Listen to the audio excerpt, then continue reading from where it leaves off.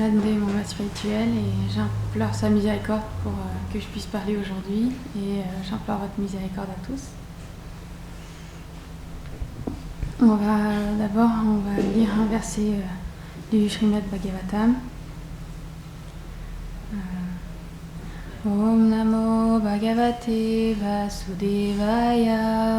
Om Namo Bhagavate Vasudevaya. Om Namo Bhagavate Vasudevaya.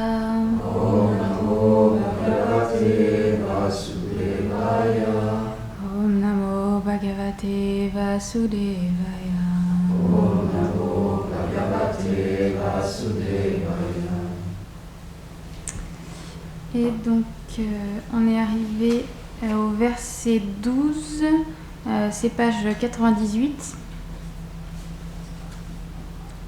chapitre 3. Voilà.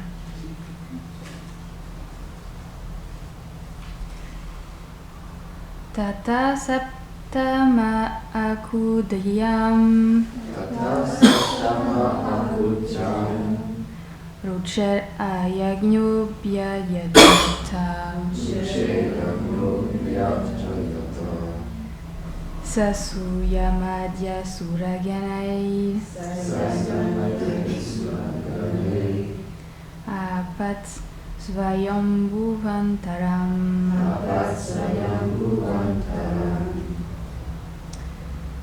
La septième émanation fut Yagya, le seigneur de tous les sacrifices, qui apparut de Ruchi et d'Akuti. Il régna pendant l'ère de Swayambhuva-Manu, avec l'aide des demi-dieux comme Yama. Commentaire. Srila Abhayacharanavinda Bhaktivedanta Swami explique que le Seigneur confie le maintien de l'univers aux demi-dieux, qui sont les êtres les plus vertueux de l'univers.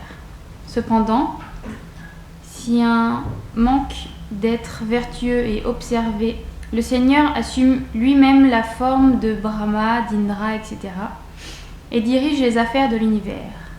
Pour cette raison, Srila Vishwanath Chakravarti Thakur dit qu'il assuma personnellement le rôle d'Indra et donna sa protection durant le règne de Swayambhuva. Il était assisté de Yama, qui étaient les fils de Yagya.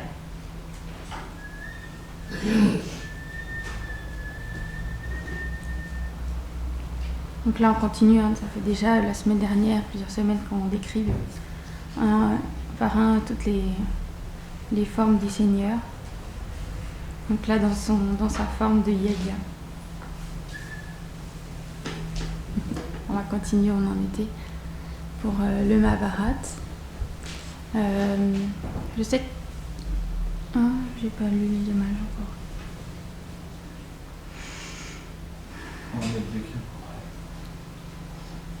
Om Aganati Nivandasya Gyanam Jalam Sharakaya Shakshurun Militam Yena Tasmai Shri Gurave Namaha Shri Chaitanya Manobishtam Stapitam Yena Bhutare Svayam Rupa Kadamadyam Dadati Svapadantikam Vanshakapatarubhyascha Kripa Sindhubhya evacha Patitanam Pavanibhyo Vaishnavibhyo Namo Namaha Jaya Shri Krishna Chaitanya Prabhu Nityananda Shri Advaita Gadadhar Srivasadi Gaura Bhaktavrinda Hare Krishna Krishna Krishna Hare Hare Hare Ramo Ramo Ramo Hare Hare Namo Vishnu Padaya Krishna Prestaya Bhutare Srimate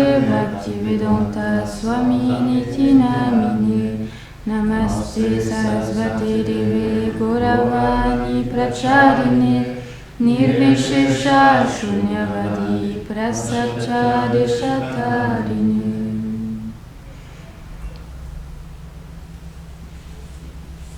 Donc, comme chaque semaine, on essaye de continuer cette histoire du Mahabharata. Je sais que j'ai parlé avec des personnes, ils disent que c'est un peu compliqué, qu'il y a beaucoup de personnages. Alors peut-être avant de commencer, s'il y a des personnes qui ont des questions pour mieux se situer, si je peux vous aider pour Non.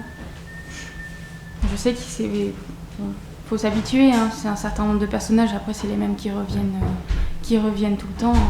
On en entend parler dans Srimad Bhagavatam, dans la Bhagavad Gita, puisque la situation de la Bhagavad Gita, du champ de bataille, en fait c'est une situation qui arrive bien plus loin, mais dans le Mahabharata. Donc c'est important de connaître un petit peu tous ces personnages. Au niveau des personnages principaux, on a les Kauravas et on a les Pandavas, ça va être un petit peu les personnages qui vont apparaître le plus. Et bien évidemment Krishna et Balaram. Et en fait c'est comme une lutte un petit peu, une lutte fratricide entre les Pandavas et les Kauravas, parce que les Pandavas c'est 5 frères, les fils de Pandu, et les Kauravas c'est 100 frères, et qui sont les fils de Dhritarashtra, le roi aveugle qui est en tête du royaume à ce moment-là, alors que normalement ça aurait dû être Pandu à la tête du royaume, mais Pandu est mort un petit peu trop tôt, dirons-nous. Et les fils de Dhritarashtra, ils veulent le trône à la suite de leur père, alors que les véritables héritiers, c'est les Pandavas. Donc c'est un petit peu une lutte un petit peu autour de qui va être un petit peu à la tête du royaume, parce que Yudhishthir, l'aîné des Pandavas, de façon légitime, il doit être sur le trône et il est le plus qualifié pour ce rôle-là, parce que lui, il n'a jamais commis de péché, et il est très vertueux, et il sait diriger le royaume d'une façon parfaite. Il est un très très grand dévot de Krishna, et de cette manière, pour ces raisons-là, il est le meilleur roi pour le royaume. Et Duryodhana, au contraire, donc lui, l'aîné des Kauravas, il a vraiment beaucoup de mauvaises qualités, et il veut le pouvoir vraiment juste pour avoir du pouvoir, et il fait beaucoup de traîtrise et plein de cruauté. C'est vraiment juste par avidité et par vouloir des richesses et par vraiment pouvoir qui veut cette position-là, et cette lutte entre ces deux familles, ça met un petit peu en évidence toutes ces luttes aussi qu'on a à l'intérieur de nous-mêmes, et Duryodhana, il est comme une incarnation partielle de l'âge de Kali, et du coup il nous montre aussi toutes ces mauvaises qualités que nous on a nous-mêmes, et les Pandavas, ils vont être là avec Krishna pour nous montrer quelle est la bonne voie en fait à suivre, et comment se remettre un petit peu sur la voie que Krishna il veut pour nous. Et bien évidemment le Srimad Bhagavatam, qui est un explicatif de Mahabharata, il va être là même de façon plus précise, plus condensée, pour non seulement développer des bonnes qualités, mais en plus aller chercher vraiment le nectar au cœur du lotus, vraiment de savoir quel est le véritable but de cette vie, qui est de retrouver notre position éternelle dans le monde transcendantal de Krishna, retrouver qui on est vraiment, pas juste développer une vie vertueuse, etc. Et donc voilà, c'est un petit peu ça le Mahabharata d'une façon très résumée. Je ne suis pas très qualifiée pour parler de tout ça, mais un petit peu, grossièrement, ça va être un petit peu ça. Alors, pour commencer, la dernière fois, on s'était arrêté en parlant justement de l'envie de Duryodhana de vouloir détruire les Pandavas, et son nouveau plan, c'était de les écarter en fait de la ville d'Hastinapur, qui est la capitale du royaume.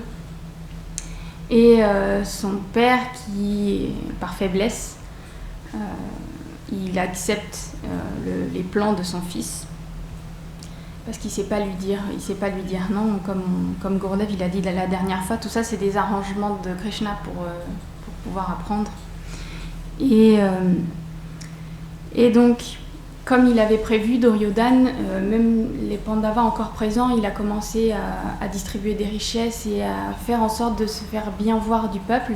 Et parallèlement à ça, Dhritarashtra, il a demandé à ses ministres, à ses conseillers, de parler de la ville de Varanavata, la ville à laquelle ils veulent essayer de les inspirer à partir. Et il parle de toutes les éloges de cette magnifique ville. Il y a un très grand festival de Shiva qui a lieu à cet endroit-là. Ils décrivent la ville, ils décrivent tout ce qu'il y a de merveilleux. Et en fait, le but, c'était d'essayer d'inspirer les Pandavas à la curiosité de cette ville-là. Et quand Dhritarashtra, il voit que les Pandavas, ils sont vraiment curieux, qui commencent vraiment à discuter de cette ville, il vient les voir innocemment et il leur dit voilà, il y a un merveilleux festival à Varanavata, si vous êtes tellement inspirés à y aller, moi je vous suggère d'y aller en tant que les représentants du royaume et vous pourrez nous représenter à cet endroit-là, à Varanavata, pour ce festival. Vous pourrez on fera construire une maison pour vous et vous pouvez vous y reposer et rester le temps que vous voulez et vous reviendrez quand vous voulez. Alors, Yudhishthir, quand il a entendu ça, il n'était pas vraiment en position de pouvoir dire non parce que ça n'aurait pas été tellement compréhensible, mais il accepte la proposition de Dhritarashtra, mais il voit tout de suite qu'il y a quelque chose qui ne va pas dans ce qu'il dit. Parce que déjà, il avait remarqué que Duryodhana, il était étrangement très gentil avec le peuple ces derniers temps et qu'il devait y avoir un truc qui se préparait. Et Dhritarashtra, il favorisait toujours ses fils. Alors pourquoi cette fois, il avait demandé aux Pandavas de le représenter lui pour aller dans une ville merveilleuse. Et donc il comprend qu'il y a quelque chose qui ne va pas. Mais on a déjà dit un petit peu par le passé, ils ne sont pas vraiment en mesure de faire quoi que ce soit. Et en plus, c'est le roi qui le demande et Yudhishthir, il suit les ordres du roi. Et donc il décide d'accepter la proposition de Dhritarashtra. Et en temps voulu, il prépare leur départ en fait. Et il commence à se préparer un petit peu pour le départ. Et parallèlement à ça, Duryodhana, puisque les Pandavas ont accepté, il va continuer de mettre en place son plan. Et il fait appeler un très bon conseiller à lui de confiance, qu'on appelle Puroshan, un ministre en fait, c'est un ministre à lui. Et il lui explique tout son plan pour Varanavata. Il le met dans la confidence, dans le secret, il lui dit que mes richesses, c'est aussi les tiennes, mon royaume, c'est aussi ton royaume, et il faut qu'on puisse conserver ça. Et pour ça, j'ai besoin de ton aide, il n'y a que toi qui peux faire ça. Et si tu peux faire ça pour moi, je te donnerai beaucoup de richesses, je couvrirai d'or, etc. Il lui fait tout plein de propositions comme ça. Il lui dit en fait ce que tu vas faire. Là, les Pandavas, ils sont prêts à partir. Et tu vas aller là-bas le plus rapidement possible et tu vas faire construire une maison. Et en fait, il va falloir que cette maison, elle puisse être complètement inflammable, mais le plus vite possible. Alors, le plan, ça va être de prendre de l'huile et du ghee en grosse quantité, de le mélanger avec de la terre et une grosse quantité de cire, et tu vas plâtrer les murs de la maison avec cette pâte, cette substance. Tu vas peindre les murs, faire peindre les murs soigneusement, mettre du parfum dans la maison pour pas qu'on puisse trop suspecter, mettre des pots de ghee et d'huile un petit peu partout comme ça dans la maison. Il faudra que ce soit une maison magnifique avec des meubles très luxueux, des tapis luxueux, vraiment une magnifique demeure. Et tu vas vivre avec eux pour pas qu'ils puissent suspecter que tu es de mon côté et qu'il puisse y avoir un problème, et les mettre en confiance. Tu vivras avec eux et en temps voulu, tu mettras le feu à la maison. Et ça passera pour un accident, que les Pandavas, ils ont brûlé, etc. Et comme ça, je pourrais devenir roi. C'était son plan. Bon, Puroshan, il écoute les ordres de Duryodhana. Et il monte sur un char rapide tiré par des ânes. et ils foncent directement vers Varanavata pour commencer les préparatifs. Les Pandavas, eux, ils sont prêts pour le départ. Alors, ils vont, comme le veut la tradition, ils vont prendre les bénédictions de tous les aînés avant de partir de la ville. Ils vont toucher les pieds de Dhritarashtra, ils vont toucher les pieds de Bhishma. Et ils vont voir leurs égos, ils vont étreindre leurs égos.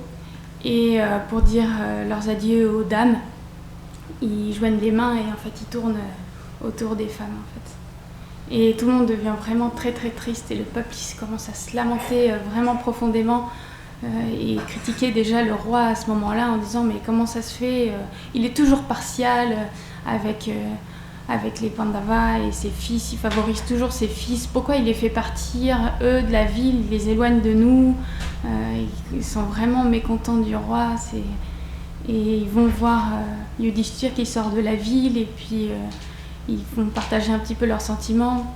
Ils disent en fait nous, si vous vous en allez, en fait nous on va partir aussi avec vous à Varanavata, on va venir s'installer là-bas et on va laisser Hastinapur vide en fait. Et Yudhishthir il les apaise et leur dit c'est pas comme ça que vous devez voir les choses. Le roi il est considéré comme le père et il doit être écouté en toutes circonstances, il doit être suivi. On doit suivre les ordres et puis les directives du roi et c'est important que vous devez rester ici pour maintenir la ville et continuer comme ça. Et les habitants, ils sont complètement pris par chagrin, ils sont en pleurs, ils font demi-tour et en fait ils retournent dans la ville. Et les Pandavas ils continuent à se diriger et à la porte d'Hastinapur, il y a Vidura, leur oncle, qui les attend. Donc Vidura il est toujours auprès d'eux pour les soutenir en fait et c'est le seul qui est au courant de toutes les manigances de Duryodhana, disons que le peuple il se rend compte qu'il y a une rivalité entre les Pandavas et les Kauravas, mais concrètement dans tout ce qui a été fait, qu'on avait dit par rapport à l'histoire où Bhima il a été plongé dans l'eau, il avait été attaché par Duryodhana, personne n'est au courant de fait que c'est Duryodhana qui avait fait ça, etc. Et Vidura c'est le seul qui est au courant vraiment dans le détail de toutes les mauvaises entourloupes de Duryodhana. Et lui, par ses espions, parce qu'il a des espions un petit peu pour essayer d'aider, surveiller, protéger les Pandavas, il a entendu parler du plan de Varanavata. Et il veut mettre en garde les Pandavas avant de partir. Il se dirige vers Yudhishthir, qui est très érudit dans beaucoup de domaines, et il commence à lui parler dans la langue Mleksha, donc c'est une langue d'une autre tribu, dirons-nous. Et comme ça, même si le peuple est autour de Yudhishthir, il n'y a que Yudhishthir qui pourra comprendre le message qu'il lui dit. Et en fait, je l'ai noté la phrase parce que c'est un petit peu compliqué. Bon, j'aurais eu du mal à l'apprendre par cœur. Ma mémoire fait que j'aurais du mal à l'apprendre par cœur. Mais en fait, il dit « Celui qui sait qu'il y a des armes pointues capables de couper le corps, mais pas fait de métal, n'est pas blessé par elles. Il survit celui qui comprend que le consommateur de bois et de paille n'atteint pas les habitants d'un trou dans la forêt. Il reste toujours alerte. Celui qui garde ses sens sous contrôle ne peut être écrasé par aucun ennemi. » Donc, il dit simplement ça. Et Yudhishthir, il lui fait comprendre qu'il a bien compris. Et comme ça, ils partent.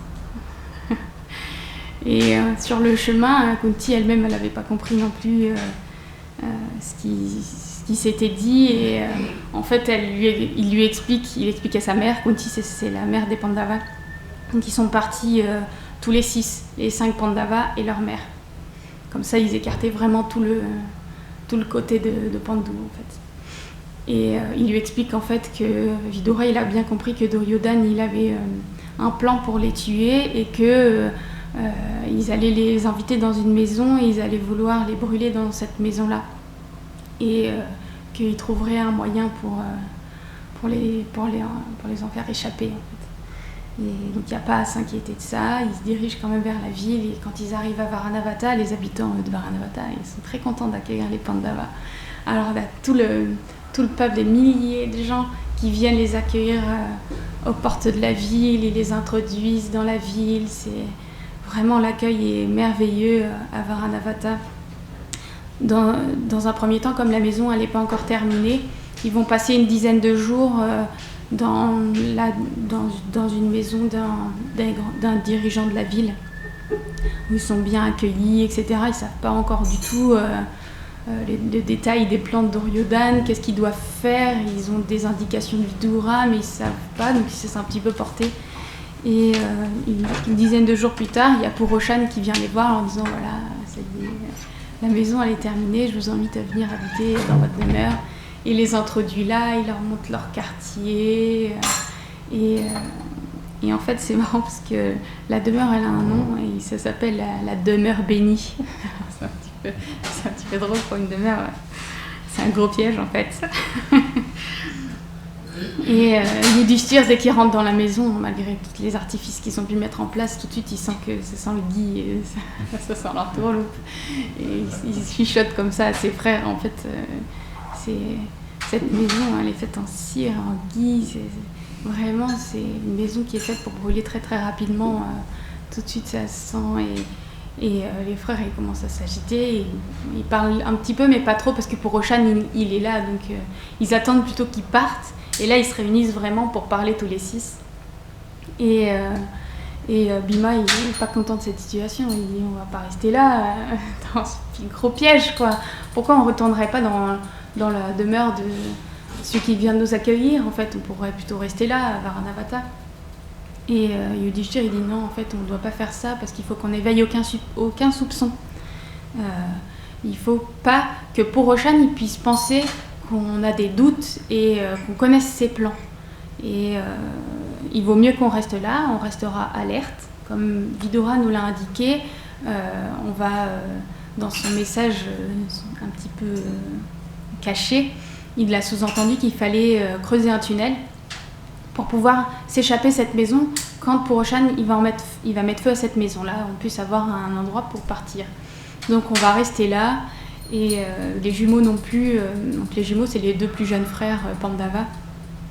Et ils disent on ne pourrait pas juste partir de la ville. Bhima il veut aller tout de suite, il dit envoie-moi voir les Kauravas, je vais leur régler leur compte, ça va être vite fait. Et Yudhishthir il veut pas, il dit en fait on n'est pas en position de faire ça.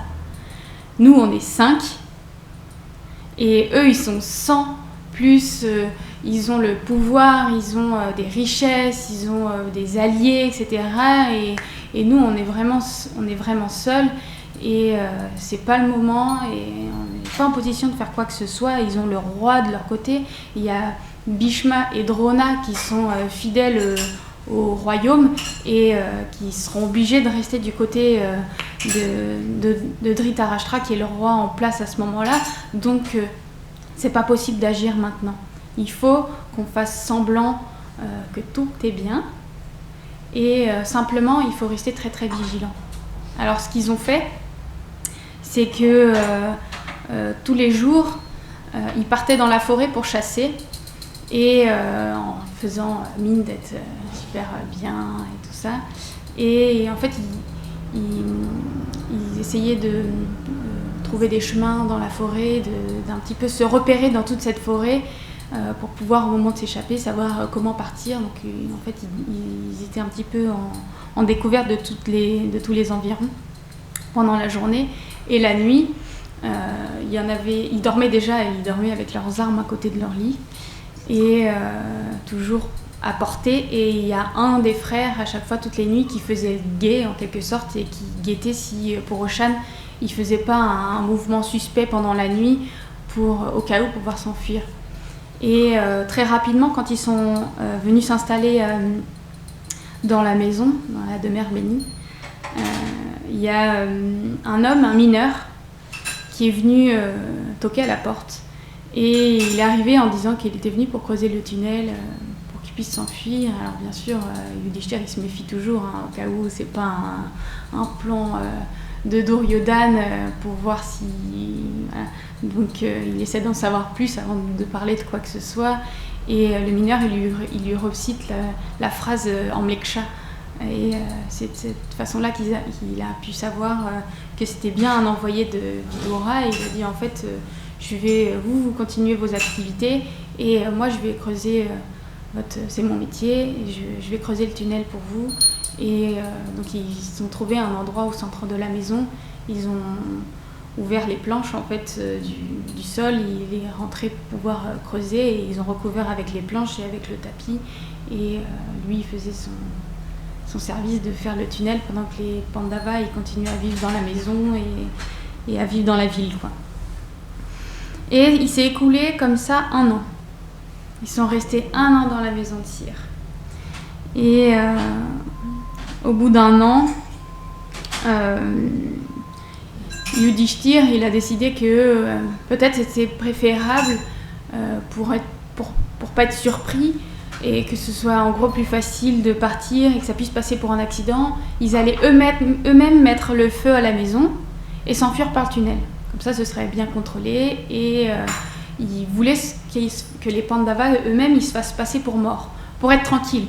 Parce que si les Kauravas ils pensaient qu'ils étaient morts dans l'accident de feu, ils allaient pouvoir vivre un moment paisiblement. Parce qu'il faut savoir que ça fait depuis qu'ils sont débarqués à Hastinapur que Duryodhana il est tout le temps à leur chercher, à essayer de les tuer, à essayer de leur faire des... Donc ils sont tout le temps, ils vivent en alerte et là ils voulaient pouvoir partir tranquille, quoi. Qu'il n'y ait pas des espions qui soient toujours à leur poursuite. Alors il met ça et le lendemain, donc, il dit demain on va mettre ça en place. Et le lendemain il se trouve qu'il y a un grand festival à Varanavata qui a lieu. Alors les Pandavas et Kunti principalement, elle accueille tous les brahmanas pour pouvoir les nourrir, ils accueillent ceux qui sont pauvres, etc. Ils les nourrissent. Donc il y a un grand partage les jours de festival quand c'est comme ça. Et donc il y a ça qui se passe. Et à la fin, vers la fin de la journée, il se trouve par le désir de la Providence qu'il y a une famille qui est arrivée dans la demeure. Et c'est une famille Nishada et un peuple, je sais pas, il n'y a pas de description sur ce peuple, mais c'était dans tous les cas une mère avec ses 5 fils. Et ils ont été amenés dans une salle à part et ils ont été bien nourris. Et c'est des serviteurs de Kunti qui ont été assignés à s'en occuper et ils ont donné aussi à boire. Et ils sont devenus complètement ivres et ils se sont endormis dans cette pièce. Et à la fin de la journée, ils devaient, comme c'était festival, donc là c'était pas marqué dans cette version-là parce que ça paraît logique qu'il y ait des serviteurs qui dorment avec eux dans la maison. Ça me paraît bizarre qu'il n'y ait pas de serviteurs qui dorment avec eux dans la maison. Et j'avais vu dans un ouvrage d'un autre Mahabharata écrit par un dévot et il expliquait que du fait que c'était festival, ce soir-là, ils avaient renvoyé tous leurs serviteurs. Et en fait, les serviteurs, ils n'ont pas réussi à réveiller la famille Nishada. Et les Pandavas, ils n'étaient pas spécialement au courant qu'ils étaient là, parce que c'était dans une autre pièce. Et les serviteurs étaient au courant de rien. Et ils se sont dit, c'est pas grave, on va les laisser là pour la nuit, et puis on reviendra demain. Voilà. Et donc, ils étaient là dans la maison. Tout le monde est parti. Pour Roshan, ils ont attendu qu'ils s'endorment profondément.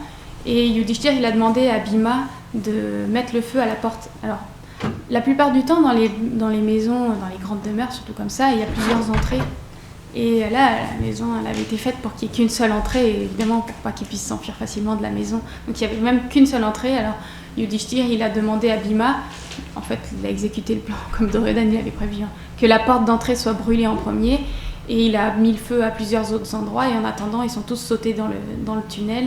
Et Bhima, la suite, il a sauté dans le tunnel aussi, qui était terminé. Et ils se sont enfuis comme ça, à travers ce passage secret. Et la maison, elle a commencé à flamber. Et les habitants de la ville, ils sont réveillés pendant la nuit, parce qu'ils ont dû voir qu'il y avait un truc un peu bizarre qui se passait. Et ils sont sortis et ils ont regardé la demeure en flammes, ils ne pouvaient rien faire, c'était complètement en feu. Et ils sont mis à se lamenter et à encore... parler de Dhritarashtra et de ses fils cruels, ça devait être encore un de leurs plans, qu'ils sont tellement cruels, les si vertueux fils de Pandu, ils méritaient pas ça. Et enfin, ils sont partis dans toutes ces lamentations. Et quand la nuit elle est un petit peu arrivée à la fin, la maison avait fini de brûler, il restait plus que des cendres. Alors ils ont éteint les cendres et ils ont mis à fouiller un petit peu les décombres. Et ils ont trouvé Purushan complètement calciné parce qu'il n'avait pas pu s'enfuir. Et ils ont trouvé les restes d'une femme avec 5 hommes. Et ils en ont déduit du coup que c'était Kunti et les Pandavas. Alors vraiment, ils pouvaient que croire qu'ils avaient été brûlés dans la maison. Et le mineur qui était encore dans la ville, il est venu dans les décombres et il a fait en sorte que le tunnel puisse être bien caché pour que personne puisse suspecter qu'il y ait une possibilité qu'ils puissent s'enfuir. On va repasser du côté des Pandavas. C'était qui les corps là, qu'ils ont trouvés? Ah, c'est parce que tu es arrivé un peu tard. C'était les corps d'une famille de Nishada qui était venue la veille. J'avais dit qu'il y avait eu un festival et ils avaient accueilli les brahmanas, etc. Et ils les avaient fait manger. Ils étaient un peu tombés ivres, endormis. Les Pandavas n'étaient pas au courant. Ils avaient renvoyé leurs serviteurs. Les serviteurs n'avaient pas pu les réveiller. Ils étaient restés là. Et pourquoi Purushan il était là? Parce que Purushan, c'est pareil, je le dis plus précisément, mais je l'avais dit, Purushan, il vivait avec eux dans la maison. Parce que comme il fallait pas que les Pandavas puissent suspecter que c'était un mauvais plan de Duryodhana, il vivait avec eux dans la maison pour qu'ils puissent se sentir à l'aise dans la maison et qu'ils se disent pas qu'il y a une entourloupe dans cette maison-là. Donc en fait, il vivait avec eux dans cette maison-là. Et puis c'était aussi plus facile de pouvoir exécuter le plan. Il dormait un petit peu plus loin, mais il avait ses quatre. Bhima, il était 5 mètres d'homme. Et comment ils ont pu voir que Bhima était calciné? C'est 5 mètres de haut. Ben, je sais pas à quoi ressemble la tribu des Nishada. Des Nishada, c'est pas expliqué en détail. Là, j'ai pas plus de détails, mais c'est juste expliqué qu'il y avait cette famille Nishada et qu'ils en avaient déduit ça. Après, les restes, à quel point ils étaient détruits, je sais pas. Peut-être qu'au niveau des ossements, c'était trop détruit, mais qu'il y a toujours des restes d'os et peut-être qu'ils ont déduit comme ça. Mais ça, j'ai pas les détails, mais en tout cas, ça leur a fait croire quand même qu'ils étaient morts, d'une façon ou d'une autre. Je sais pas, après c'est peut-être l'illusion de Krishna aussi, hein, mais j'en sais rien, je sais pas. Et donc, les Pandavas, avec leur mère, ils sont enfuis et ils sont fini par émerger du tunnel, et le tunnel en fait il finissait en plein milieu de la forêt, enfin dans la forêt qui était à l'extérieur de la ville, et donc il faisait complètement nuit à ce moment-là, ils pouvaient voir de loin la maison qui était en flammes, et il fallait s'habituer un petit peu à la pénombre, et ils ont commencé à marcher dans la forêt, et c'était assez fatigant, et surtout pour Kunti, et ils avançaient pas très très vite, et c'était vraiment l'urgence de s'éloigner le plus vite possible de la ville. Alors Bhima, il a décidé qu'il allait porter ses frères et sa mère sur son corps. Alors en fait, il a placé sa mère sur ses épaules, il a mis les jumeaux sur chacun de ses côtés, et il était vraiment beaucoup plus grand que ses frères, comme l'a dit Gurdev, il était vraiment beaucoup plus grand que ses frères. Et il a placé Yudhishthir sur un bras et Arjuna sur l'autre bras, il a commencé à tracer comme ça dans la forêt. Et donc il s'est mis à courir à travers la forêt jusqu'au Gange. Arrivé au Gange, il fallait trouver un moyen de traverser le fleuve. Alors ils ont longé un petit peu et ils sont tombés sur un homme. Et de la même façon, il les appelait. Il appelait les Pandavas, et comme pour le mineur, il a fallu faire preuve que c'était bien un proche de Vidura. Il était là sur un bateau et il avait une liane dans les mains avec une pierre au bout. Il vérifiait la profondeur du fleuve, et puis en même temps il les attendait. Et en fait, cet homme-là, c'était effectivement un envoyé de Vidura. Il l'avait prouvé en récitant cette langue Meksha, le message qu'il avait dit à Yudhishthir, et lui disait en fait que toutes les nuits depuis des mois, il était là. Il revenait ici toutes les nuits depuis des mois pour attendre les Pandavas pour les faire traverser, parce qu'en fait, il ne savait pas du tout quand est-ce qu'ils allaient avoir besoin de lui. Et Vidura, il avait donné ça comme ordre. Et en même temps, il lui faisait passer un message qu'il les étreignait tous et qu'il les aimait fort, etc. Et il les a fait traverser, il les a emmenés un petit peu plus loin. Dans le Gange, il les a dirigés vers le sud. Et à un moment ou un autre, il les a arrêtés sur la rive et les a laissés là. Ils ont continué au début, il y avait une route, ils ont continué à marcher un peu et puis ils se sont retrouvés dans une forêt. Ils étaient comme un petit peu perdus, il faut l'avouer. Ils ne connaissaient pas du tout ces endroits-là. Et la forêt, elle était tellement dense, il y avait des arbres, des buissons et c'était complètement plein de lianes. Et c'était impraticable pour pouvoir avancer, impossible d'avancer dans cette forêt tellement elle était dense. Alors Yudhishthir, il s'est tourné vers Bhima de nouveau et il lui a dit « Oh, s'il te plaît, ô fils de Vayu, toi qui es tellement puissant, est-ce que tu peux nous porter de nouveau et pour pouvoir avancer dans cette forêt parce qu'on va être incapable de pouvoir avancer dans ces conditions ?» Alors de nouveau, il a porté, comme on l'a dit tout à l'heure, ses frères et sa mère sur son corps. Et il s'est mis à faire des bonds dans la forêt, et il écrasait les arbres, il faisait son passage dans la forêt. Au final, il était un petit peu comme le roi des éléphants qui se fait son passage dans la forêt. Et il a tracé comme ça toute la journée, parce que là, ils avaient marché toute la nuit, et là, il y a toute une journée qui se passe à partir du moment où ils ont traversé le Gange. Là, c'était la journée, il a tracé comme ça toute la journée. Et c'était tellement intense. Bhima, il était tellement rapide dans ses mouvements que même ses frères et sa mère, à un moment, ils ont failli s'évanouir tellement c'était intense même d'être sur Bhima. Donc il est vraiment surpuissant. Et la nuit, elle est arrivée. Et ils ont décidé de s'arrêter sous un arbre banyan pour la nuit. Et il a posé à cet endroit-là sa mère et ses frères qui sont complètement écroulés de fatigue. Ils avaient faim, ils avaient soif, ils n'avaient plus aucune force. Et Kunti, elle a demandé à Bhima s'il ne pouvait pas aller lui chercher de l'eau, parce qu'ils ne pouvaient même pas... vraiment, ils étaient complètement épuisés. Et Bhima, ça lui brisait le cœur de voir sa mère comme ça. Et il a dit oui, j'ai entendu quand je marchais... j'ai entendu un cours d'eau, je pense qu'il doit y avoir un lac pas loin. Je vais vous chercher de l'eau, restez là. Alors il est parti, il a trouvé un lac, il a plongé dans le lac, il s'est désaltéré, il a bu à satiété et il a pris son vêtement supérieur, il a rempli d'eau et c'est le moyen qu'il a trouvé pour pouvoir donner de l'eau à ses frères et à sa mère. Et il est revenu sur l'endroit vers l'arbre banyan et en fait ils étaient tellement crevés qu'ils s'étaient endormis comme ça. Et il n'a pas pu leur donner de l'eau à ce moment-là et il les a vus tous endormis, allongés sur le sol, nus comme ça, alors que c'était des princes c'est de la plus haute position. Les Pandus, dans leur famille, les Kurus, c'est les dirigeants de la terre et ça lui a fait vraiment mal au cœur de les voir comme ça dans une telle condition alors qu'ils vivaient par exemple à Varanavata dans des lits somptueux, etc. Et sa mère qui est tellement fragile, elle paraît aussi fragile qu'une tige de lotus, et la voir comme ça allongée sur le sol, ça lui brisait vraiment le cœur. Et il a décidé du coup de ne pas s'endormir lui, et il est resté réveillé, et il s'est dit qu'il y avait sûrement un village pas trop loin, ils allaient passer la nuit ici, et lui il allait faire le guet.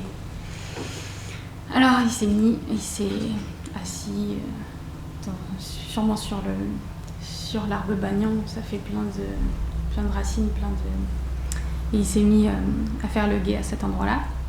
Il se trouvait que ce morceau de forêt appartenait à un Rakshasa qu'on appelle Hidimba. Et il avait son arbre pas trop loin, parce qu'il se trouvait qu'il habitait avec sa sœur Hidimbi sur un arbre qu'on appelle un arbre sale. Je ne sais pas exactement à quoi ça ressemble, mais ça doit être un arbre très massif. Et il vivait comme ça dans l'arbre avec sa sœur. Il a senti l'odeur de la chair humaine. Ça faisait bien longtemps qu'ils n'avaient pas mangé de la chair humaine. Parce qu'en fait, à chaque fois qu'il y avait des voyageurs qui passaient dans sa forêt, en gros, il les mangeait. Et du coup, il a réveillé, parce que comme c'était lui, il avait dormi toute la journée, les Rakshasas, lui, il avait dormi toute la journée, et comme c'était la nuit, il s'est réveillé pour la nuit. C'est un petit peu plus la condition des... En fait, les Rakshasas, c'est pas des humains. C'est une race de démons, et ils vivent dans des conditions différentes. Voilà. Ils ont des corps différents, et ils vivent de manger des hommes d'une façon beaucoup plus cruelle, on va dire. Voilà. C'est une race de démons, pour faire simple. Et au niveau de l'apparence, par rapport à ce qu'on connaît, on va dire que ça va ressembler à des trolls, quelque part. Voilà, on va dire. Je sais pas s'il y a un rapprochement un peu plus proche, je ne sais pas. En gros, ça va être à peu près ça. Mais c'est des... Quoi, un troll Bon, on va le détailler un petit peu plus loin. Et on va y venir. Et du coup, il a réveillé sa sœur. Et du coup, elle se réveille, il y a une petite description à cet endroit-là, mais elle a des longs cheveux orange et des yeux qui sont comme rouge sang. Et elle a des grands ongles noirs. Et elle s'étire, elle regarde ses ongles comme ça, et puis elle dit ok, il lui dit d'aller les chercher, ces humains-là, de les tuer, de les ramener, et comme ça ils pourront se délecter de leur chair. Et ils allaient pouvoir festoyer de cette manière-là et danser de joie. Alors, elle descend de l'arbre et silencieusement, elle s'approche, c'était pas très loin, à quelques minutes, elle s'approche silencieusement de l'endroit où ils sont. Et là, elle voit Bhima. Et en fait, elle est complètement tombée amoureuse de Bhima quand elle l'a vu. Elle a complètement oublié les plans de son frère et de devoir les tuer pour les manger. Elle a regardé Bhima et en fait, elle a vu cet homme tellement puissant, beau comme un dieu et avec des épaules pareilles à un lion. Il a le teint de l'or en fusion. Il a un cou comme une conque et des longs yeux comme des pétales de lotus, et vraiment elle est tombée complètement amoureuse et elle s'est dit que le plaisir qu'elle aurait de manger la chair serait de courte durée, alors que si elle se mariait avec lui et qu'elle s'unissait avec lui, son plaisir serait beaucoup plus long. Et voilà. Et donc pour elle avait décidé d'aller voir Bhima pour pouvoir devenir sa femme. C'est expliquer en fait que l'amour pour un frère est plus petit que l'amour pour un époux. Dans cette voie-là, elle s'est changée de forme, puisque encore un petit détail, on va apprendre petit à petit à connaître qui sont les Rakshasas. Les Rakshasas, ils ont beaucoup de pouvoirs, et un de leurs pouvoirs, c'est qu'ils peuvent prendre n'importe quelle forme. Alors elle a pris l'apparence d'une magnifique femme, avec un beau sari, un beau vêtement pourpre, des ornements célestes, et elle s'est approchée comme ça de Bhima. Elle lui a un petit peu fait la cour, elle est arrivée d'une façon timide, c'est dans les écritures védiques, c'est comme ça qu'on décrit une belle qualité pour une femme. Souvent ils approchent, on voit quand on fait de la danse Bollywood, c'est des choses qu'on apprend aussi. Ils arrivent, alors on représente souvent le voile comme ça, elles arrivent d'un air timide et puis elles commencent à parler à Bhima en demandant « Oh toi, qu'est-ce que tu fais au milieu de la forêt avec ces hommes qui sont comme des dieux et cette femme magnifique allongée sur le sol, que faites-vous dans cette forêt dangereuse au milieu de la nuit ?» Et elle lui explique tout de suite qui elle est quand même. Elle n'a pas complètement caché, elle a dit en fait je suis la sœur d'un Rakshasa et il m'a envoyé pour vous tuer. Et là Bhima tout de suite il se lève il met ses mains devant elle, dit n'aie pas peur, en fait je vous ferai aucun mal. Quand je t'ai vu tout de suite j'ai été comme percée par les flèches de Cupidon et je veux pouvoir devenir ton épouse. Et il y a comme ça une discussion qui commence à avoir lieu. Lui, il se demandait un petit peu qui était, parce qu'elle ressemble quand même à une déesse, comme une déesse de la forêt. Elle est vraiment magnifique, mais bon, voilà, c'est une Rakshasi. Et elle lui dit j'ai été envoyée par mon frère, et là, il va venir et il va vouloir te tuer. Et je voudrais pouvoir t'emporter avec moi, et on s'enfuira tous les deux dans des régions célestes et puis on pourra comme ça vivre tous les deux. Nanana. Et Bhima, il n'est pas d'accord. Puis il dit mais moi. Il lui dit mais déjà je vais pas laisser ma mère et mes frères ici et juste pour mon plaisir personnel les laisser ici, c'est pas possible. Parce que le Rakshasa il va quand même arriver et si lui il s'enfuit, sa mère et ses frères ils vont se faire tuer. Et je peux pas m'enfuir pour ça. Et en plus, elle lui a quand même fait l'affront de dire qu'elle allait le sauver. En gros, en le prenant, elle va le sauver de la mort d'un Rakshasa. Bhima, lui, il est quand même fier et il est fort. Ça allait pas être, même si c'est un Rakshasi, ça allait pas être une femme qui allait le sauver quand même. Et du coup, il lui dit, mais moi, j'ai peur de personne. Que ce soit un Gandharva, donc les Gandharvas, c'est des êtres des planètes édéniques. Que ce soit un Gandharva, il a cité plusieurs, parce que les Gandharvas, même s'ils sont des planètes édéniques, ils peuvent avoir cet esprit de guerrier, et c'est déjà arrivé dans le passé, dans le Mahabharat, où il y avait un descendant des Kurus, donc dans leur lignée à eux, qui était très fort et qui avait le même nom qu'un roi Gandharva, et parce que ça l'avait touché sa fierté, il était venu, il avait combattu, il avait tué ce descendant des Kurus.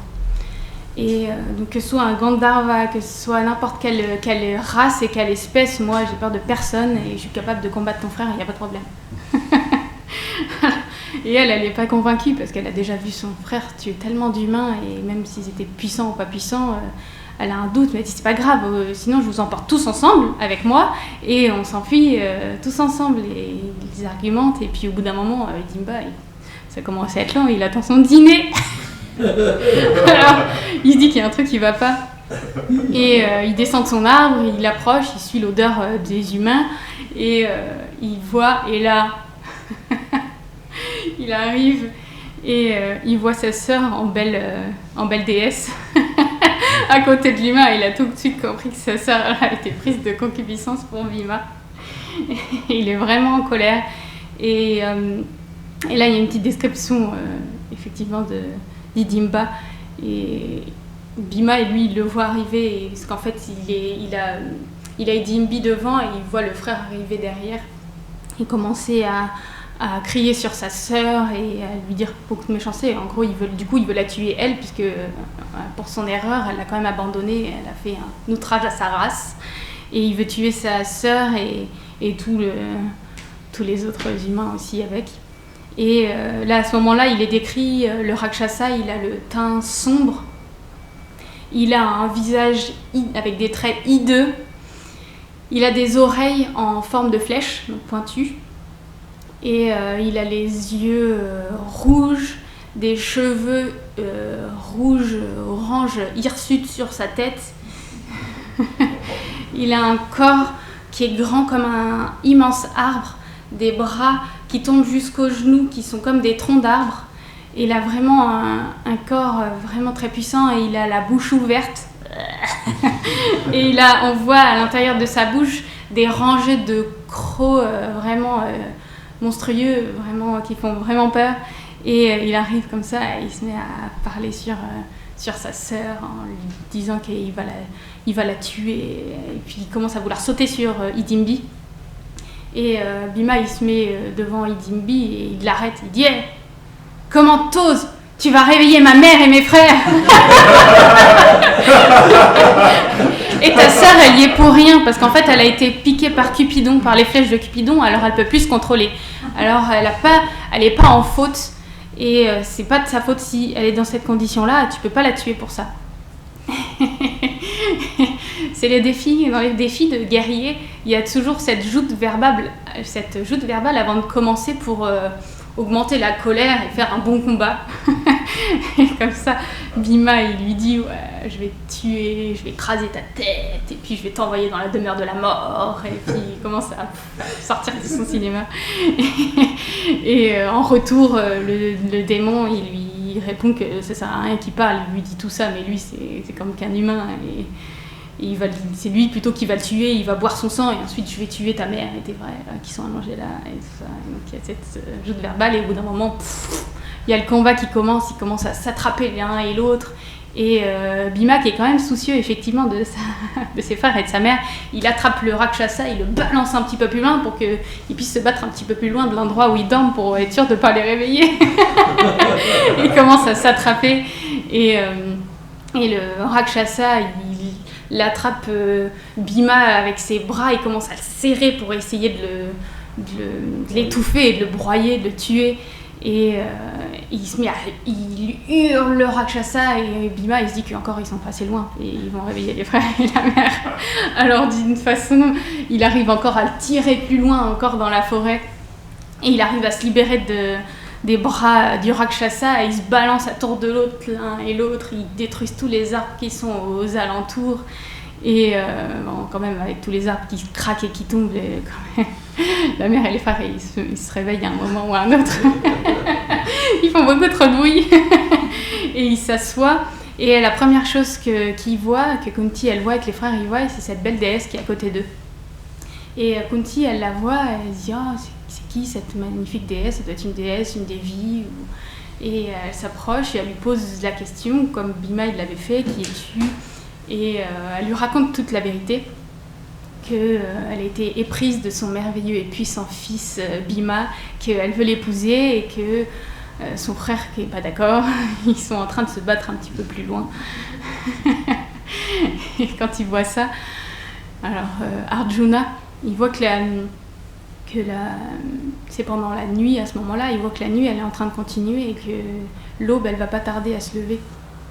Et il faut savoir que les Rakshasas, cette race de démons, ils se sont encore plus puissants au moment où le soleil se lève, où le soleil se couche, ça décuple leur force par 2 et à ce moment-là, ils ont aussi beaucoup des pouvoirs d'illusion et beaucoup de pouvoirs mystiques qui se révèlent et il fallait absolument que Bhima il puisse tuer le Rakshasa avant l'aube. Alors Arjuna il est venu titiller son frère.